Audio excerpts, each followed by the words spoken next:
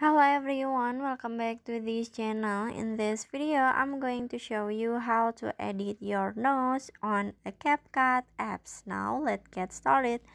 First, open your CapCut and add the photo or the video that you want to edit. But in here, I wanna add the photo, so you just click on the photo.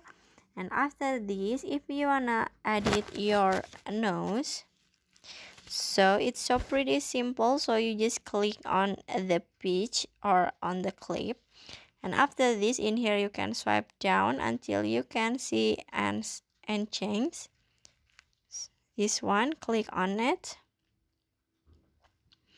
and after this, in here you just click on the face, and after this, in here you just click on the nose. And after this, in here you can swipe this icon to left or right like this, or adjust the nose. This is the before, after, before, after, before, after, like this. Okay, and after this, in here you just click on the check icon at the bottom and finish.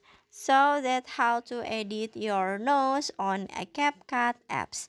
I hope you found this video to be helpful. If you enjoyed the content, please consider like, comment, and subscribe down below. Bye bye.